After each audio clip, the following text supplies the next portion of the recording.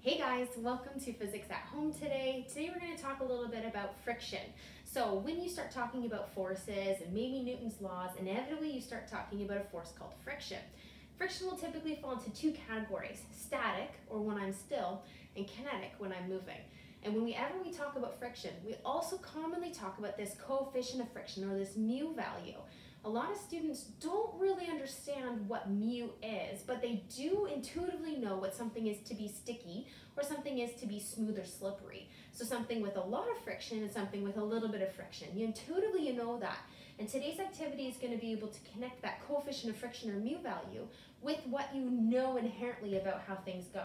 And it's a pretty straightforward and easy activity for us to do at home. First thing you're going to need is your force meter. So I've got my elastic band here. If you haven't calibrated your force meter yet, make sure you go check out my Hooke's Law video, and that'll talk you through how to calibrate your force meter so we can get some good readings and measurements from it. You'll notice that on the ends of my force meter today, I've got two paper clips on there, and those two paper clips are going to allow me to have one for a pull and the other one to connect or hook it onto my object. The other thing you're going to need today is some kind of measurement device. So this is a tool of some sort. So this is a ruler. This is my sewing ruler. If you happen to bring home like a regular ruler from school, you can use those as well. Or if you don't have a ruler at home, then my recommendation would be to maybe print one off if you have the capability. Or if you're really stuck, pull up a ruler on your screen, lay a piece of paper over top, and then you can get a ruler from the overlay and just kind of trace it over gently off of your computer screen. So we have our measuring system. We've got our force meter. Force meter is going to allow us to measure forces. And I also have a piece of sidewalk chalk here. This way I can mark down positions on the floor and then measure later. And that way I don't need to have my ruler in play during the activity. If you do want to keep your ruler down, then you don't have to use a sidewalk chalk. You can also use washable markers, that kind of stuff. But if you don't want to use this stuff and just want to have your ruler laying down, you're more than welcome to do that as well. Last thing you're going to need for today's activity is a couple of pairs of shoes. So for this activity, I'd recommend grabbing two pieces or two shoes that you know are inherently sticky or not slippery or have some form of grip to them. So for me, I've got two pairs of running shoes here, so those are the two that we're going to use. And then you're going to need one shoe that is notoriously slippery or has minimal grip to it.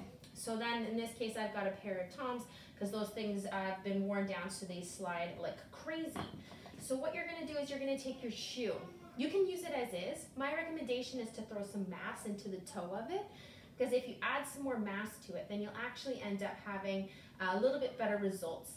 If you can, then after you have your masses in the toe of your shoe, I'd say somewhere in the 1 to 2 kilograms range, toss those in the front of your shoe, and then what you're going to do is you're going to set this on your scale in your bathroom to get a mass for how much this shoe weighs currently.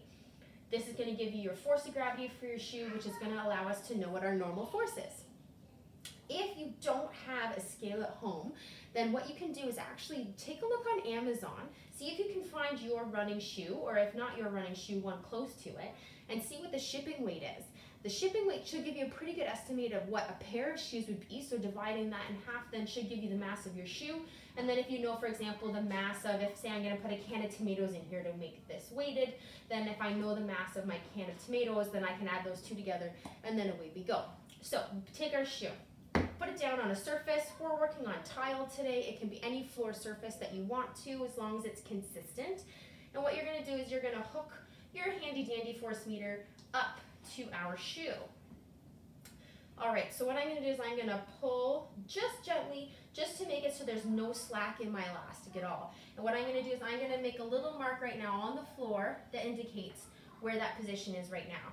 And what I'm going to do is I'm going to gently pull until my shoe starts to slide. I'm going to mark this point right now with my finger and then make another little note on the floor. Then I'm going to take my handy dandy ruler, and I'm going to put down, I'm working in metric here, so I'm just going to grab some centimeters, and I'll be able to then figure out the displacement of my force meter. That displacement and the spring constant we know already will be able to give you my applied force in this case. And with those two forces, my normal force and my applied force, I can go ahead and start figuring out what my coefficient of friction is for this shoe. I'll then repeat it again, maybe for this shoe, then for the other shoes as well, and then I can compare those coefficients and say, we know that sticky items should have a coefficient of friction closer to 1. is the coefficient of friction for this shoe close to 1? Because it should be. And is this coefficient of friction close to 0? Because it should be. And that way you'll be able to take a look at that. If you have any questions, let me know, and enjoy doing some physics at home.